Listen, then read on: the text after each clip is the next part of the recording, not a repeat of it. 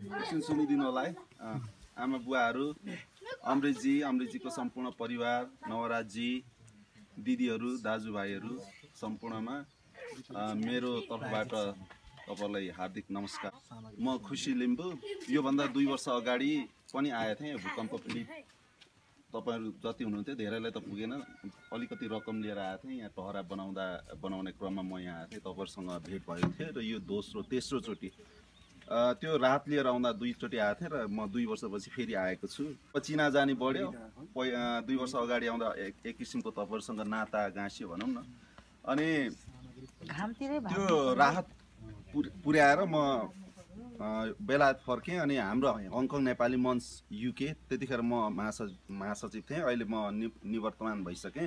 हामीसँग थोरै रकम थियो, थोरै भनेको जति 1 लाख जति थियो। अनि त्यसलाई कसरी सदुपयोग गरौँ, हामीले नेपालमै लगे अथवा कुनै समूहलाई सहयोग गर्नुपर्छ होला भन्ने हाम्रो सल्लाह भएको थियो।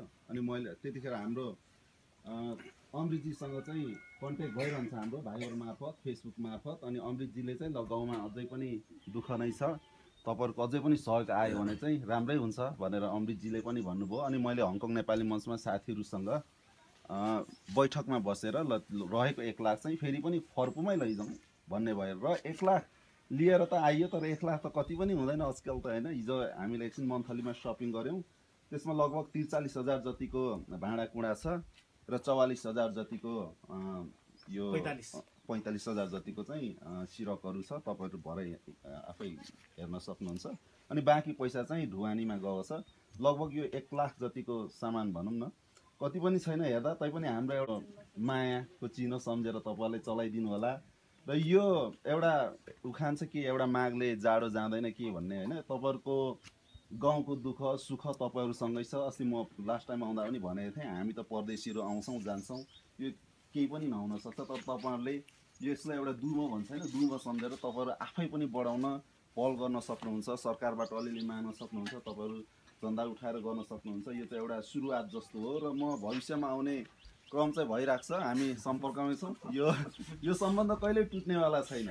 म तेस्रो चोटि आएँ, म फेरि सायद 2 वर्षपछि आउँछु होला। र म चाहिँ प्रतिबद्धता भन्दा पनि 2 वर्षपछि आउँदा अब नयाँ त हुन्छ भन्न सकिन्न हैन, तर कम्तीमा पनि यही सङ्ख्यामा छ। आज जति सङ्ख्यामा छोडेका छौँ त्यही सङ्ख्यामा छ र एकदमै जतनको साथ चलाएर राख्नु भएको छ भने त्यसलाई अझै बढाउने काम चाहिँ गरिन्छ। म गर्छु, त्यति चाहिँ म प्रतिबद्धता गर्छु हैन। के अरे अमृतजीसँग म सम्पर्कमा रहन्छु र अरू माध्यमबाट, जस्तै पाहुनाहरू फर्कुमा आउँछन्, राख्ने घरको एउटा खाँचो छ पनि भन्नुभयो।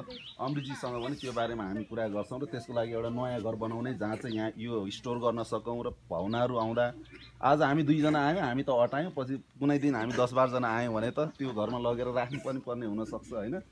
अनि त्यसको लागि हामी पहल गर्छौँ अमृतजी र म। त्यसो भन्दै धेरै खुसी लागेछ मलाई। धेरै भाषण गर्न, मिठो कुरा गर्न आउँदैन, गरे पनि अमृतजी यहीँ हुनुहुन्छ, मैले भनेको कुराहरू ओझेलमा परिहाल्छ हैन उहाँको शब्दहरू अगाडि। तपाईहरु सबैलाई थ्याङ्क यू भन्न चाहन्छु। र प्रभात किरण कोइराला हुनुहुन्छ, पत्रकार साथी, मेरो गाउँले पनि हुनुहुन्छ, क्यामेरामा हुनुहुन्छ उहाँलाई पनि थ्याङ्क यू भन्न चाहन्छु। र विशेष गरेर आमा बुवा, यहाँ भाउजूहरू जति हुनुहुन्थ्यो, हिजो धेरै मिठो खाना खाइयो हैन। अझै पनि चिया भरै के अरे खाजा खाएर गइन्छ होला। यहाँले हामीले अलिकति दुःख दिए जस्तो पनि हो। यहाँहरू सबैलाई म थ्याङ्क यू भन्न चाहन्छु र सम्पूर्ण हङकङ नेपाली मञ्च युकेमा बसेका नेपाली हङकङेली साथीहरूको तर्फबाट म यहाँहरूलाई हार्दिक धन्यवाद भन्न चाहन्छु। प्रतिबद्धता पहलमा होइन। ओके, धन्यवाद हाम्रो खुसी लिम्बूज्यूलाई। आशा गरौँ उहाँले भन्नुभएको छ प्रतिबद्धता जाहेर नगरे पनि उहाँ फेरि आउने बाचा गर्नुभएको छ। त्यो पक्कै पनि घर निर्माणमा उहाँको सहभागिता रहन्छ भन्ने छ। अब म थोरै